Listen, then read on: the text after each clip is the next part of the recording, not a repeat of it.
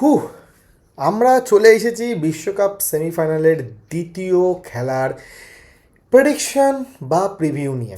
আর বিশ্বকাপ সেমিফাইনালের দ্বিতীয় খেলা কার কার মধ্যে? আর্জেন্টিনা বনাম ইংল্যান্ড। হু মাই গড, এটা একটা ম্যাচ নয়, এটা একটা 90 মিনিটের খেলা নয়, এটার সঙ্গে জড়িয়ে আছে 60 বছরের ইতিহাস, প্রতিশোধ আর দুই ফুটবল সংস্কৃতির লড়াই। 1966 সালের বিতর্কিত কোয়ার্টার ফাইনাল, 1986-র হ্যান্ড অফ গড আর গোল অফ দ্য সেঞ্চুরি একই ম্যাচে, 1998-এর বেকহ্যামের লাল কার্ড আর 2002-এ বেকহ্যামের পেনাল্টিতে ইংল্যান্ডের প্রতিশোধ। এই রাইভালরিতে গল্পের অভাব তো এক ফোঁটাও নেই। আর মজার বিষয় হলো 2005 সালের পর বিশ্বকাপে এই দুই দল আবার মুখোমুখি হচ্ছে।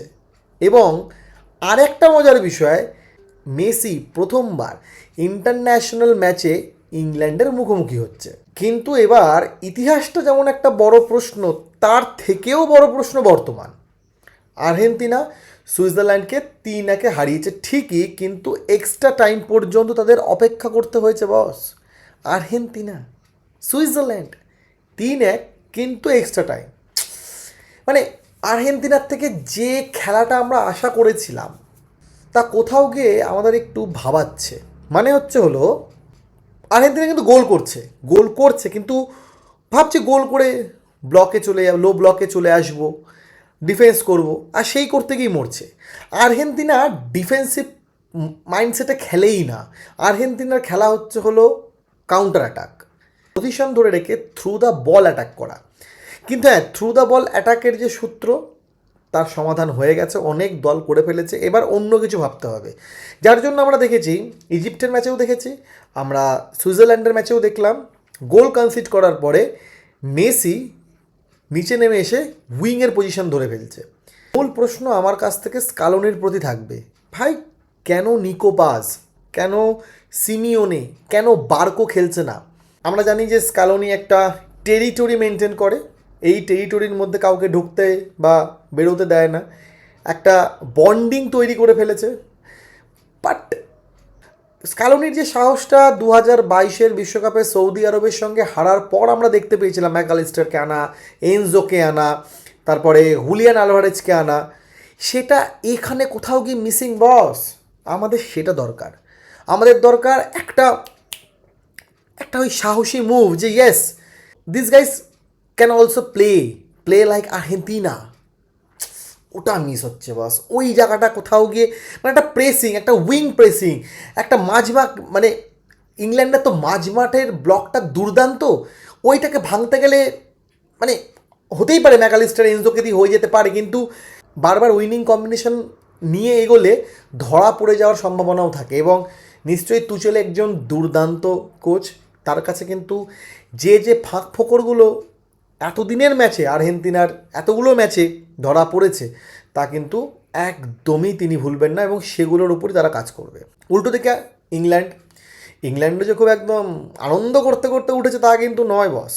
ইংল্যান্ডও নরওয়ের কাছে 2-1 গোলে জিতেছে এক্সট্রা টাইমে। মেহিকোর বিরুদ্ধে দুর্দান্ত লড়াই ছিল একটা। হ্যাঁ, রেড কার্ড পেয়ে যাওয়ার পরও সেই লড়াইটা অনেক দূর নিয়ে গেছে ইংল্যান্ড। তো ইংল্যান্ডের যেমন সবচেয়ে বড় শক্তি এখন ওদের রেজিলেন্স, উল্টো দিকে সবচেয়ে বড় শক্তি হলো কেন আর বেলিংহামের জুটি ইতিমধ্যেই গোলের বন্যা বয়াচ্ছে। ট্যাকটিক্যাল ব্যাটেলে আসা যাক। আর্জেন্টিনাও একই, যেমন দেখে আসছি 4-1-3-2 হয়তো পারদেশকেই নামাবে, যদি না কোনো চেঞ্জেস করে। জানি না কী হচ্ছে, ভগবান জানে। যদি চেঞ্জেস করে তো 4-3-3-এও নামতে পারে, বা 4-4-2 হাইব্রিডেও খেলতে পারে। মেসিকে ফ্রি রোলে রাখবে, হুলিয়ান আলভারেজকে দিয়ে হাই প্রেস করানোর চেষ্টা করবে। থ্যাংক গড হুলিয়ান আলভারেজ একটা দুর্দান্ত গোল দিয়েছে আমাদের সুইজারল্যান্ডের ম্যাচের, তো ওর একটা কনফিডেন্স বুস্ট হয়েছে, ওর একটা যে ব্লকেজ ছিল, মাইন্ড ব্লকেজ, সেখান থেকে বেরোতে পেরেছে। এবং এই গোলটা তো মানে গোল অফ দ্য টুর্নামেন্ট হলেও আমি অবাক হব না। এনজো আর ম্যাকঅ্যালিস্টার তো মিডফিল্ডটা কন্ট্রোল করবে। আমার ডিপলের খেলাটা একটু মানটা পড়েছে আমার মনে হচ্ছে। ডিপলের জায়গায় অন্য কাউকে, মানে লেসলসোকেও দেখে নিতে পারো, অসুবিধা কিছু। মলিনাকে সরাও, মলিনা তো গোল খেয়েই যাচ্ছে ডান দিক। ডান দিকটা গন্ডগোলে আর্জেন্টিনা, ডান দিক দিয়ে গোলটা খাচ্ছে, টাপার টাপ খাচ্ছে। ওই জায়গায় তুমি পালাসিয়াসকে খেলিয়ে নাও, দেখা যাক কী হয়। আর ইংল্যান্ড 4-2-3-1 নামবে। কেন সামনে থাকবে, জুড বেলিংহাম ফ্রি রোল, আর সাকা যদি প্রথমে নামে তারা একটা ওয়াইড থেকে পেস আনবে।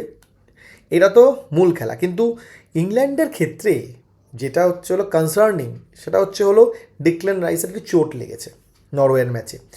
তবু অ্যান্ডারসন আছে, আরও অনেকে আছে। ইংল্যান্ডের মিডফিল্ডের অভাব নেই, এবং এই মিডফিল্ডটাই হচ্ছে ইংল্যান্ডের শক্তি। হচ্ছে এই ম্যাচের সবচেয়ে বড় লড়াই কাদের মধ্যে, মেসি বনাম বেলিংহাম? না বস, এনজো ম্যাকালিস্টার বনাম বেলিংহাম অ্যান্ড রাইস। কারণ যে দল মিডফিল্ডে জয় পাবে সেই দল এই ম্যাচে টেম্পো নিয়ন্ত্রণ করবে। আর একটা বিষয় বললে চলবে না, ইংল্যান্ড কিন্তু অনেক সুযোগ তৈরি করছে, কিন্তু ফিনিশিংয়ে এখন ওঠানামা করছে, ফিনিশিংটা পারছে না। অন্যদিকে আর্জেন্টিনা খুব বেশি সুযোগ না পেলেও ছোটো ছোটো মুভমেন্টগুলোকে বিগ মুভমেন্টে ক্রিয়েট করে গোল করে বেরিয়ে যাচ্ছে। তো এই দুটো জিনিস কিন্তু আমাদের মাথায় রাখতে হবে। এবার আসা যাক প্রেডিকশানে। আমার মতে আমি বলেছিলাম যে কোয়ার্টার ফাইনালে কোনো রকম অঘটন ঘটবে না। এই জায়গায় এসে অঘটন খুব কম ঘটে, সেটাই হয়েছে। টুর্নামেন্টের সবচেয়ে বড় ব্যালেন্সড ম্যাচ হতে চলেছে এটা। যদি high voltage match Spain versus France হয়, হাই ব্যালেন্সড ম্যাচ হবে হচ্ছিল ইংল্যান্ড আর আর্জেন্টিনার এক্সপিরিয়েন্স আর মেসির ফ্যাক্টরটা একদিকে কাজ করবেই, কারণ হুলিয়ান আলভারেজ তো বলেই দিয়েছে আমরা মেসির জন্য প্রাণপাত করে দেবো। ওদিকে আমাদের কুতি রোমেরো তো বলেই দিচ্ছে যে ফাইনালে ওঠার জন্য মাঠে জীবন দিয়ে দিতে পারি আমরা। তো এইসব মেন্টাল গেম তো চলছে। ইংল্যান্ড কি, ইংল্যান্ডের সবচেয়ে বড় জিনিস হচ্ছে হলো তার এনার্জি আর ডেপথ।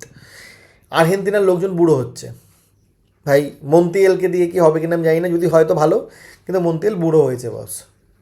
কিন্তু ইংল্যান্ডের গতি আছে আর ডেপথ আছে, কামব্যাক মেন্টালিটি আছে।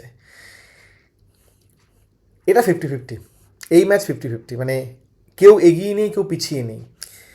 তবুও সামান্য মানে 50.1 49.9 যদি হয় তাহলে আর্জেন্টিনা 50.1। কেন? কারণ হচ্ছে হলো আর্জেন্টিনার এক্সপিরিয়েন্স এবং মেসি ফ্যাক্টর। আর্জেন্টিনা বিগত 4-5টা বড় বড় টুর্নামেন্টে এই জিনিস ফেস করে এসেছে, তাই আর্জেন্টিনার খুব একটা কিন্তু অপরিচিত জায়গা নয়। এবং ইতিহাস বলছে আর্জেন্টিনা বিশ্বকাপে কোনো দিন সেমিফাইনাল ম্যাচ হারেনি, নয় কোয়ার্টার ফাইনাল আগে বিদায় হয়েছে, না হলে সে ফাইনাল খেলেছে। এটা একটা বড় রেজিস্ট্যান্স তাদের নিজের মধ্যেই আছে। আর হ্যাঁ, অবশ্যই দিবুর ফ্যাক্টর, দিবু এই ম্যাচে সুইজারল্যান্ডের ম্যাচে দুর্দান্ত কিছু সেভ করেছে। দিবুর কামব্যাকটাও কিন্তু আছে, এটা ভুললে চলবে না। আর ইংল্যান্ড যদি প্রথম গোলটা করে দেয় খুব দ্রুত প্রেস করে, কারণ ইংল্যান্ড নিশ্চয়ই জানবে যে দ্রুত প্রেস করে যদি যে করে হোক আর্জেন্টিনার ব্লককে যদি ভেঙে দেওয়া যায়, তাহলে কিন্তু ম্যাচের গল্প সম্পূর্ণ বদলে যেতে পারে এবং আর একটা ইতিহাস তৈরি হতে পারে। আপনাদের কি মনে হয় কে জিততে পারে, আর্জেন্টিনা নাকি ইংল্যান্ড? কেন নাকি মেসি, বেলিংহাম নাকি ম্যাকালিস্টার? কমেন্টে জানান আর জুড়ে থাকুন আমাদের সঙ্গে।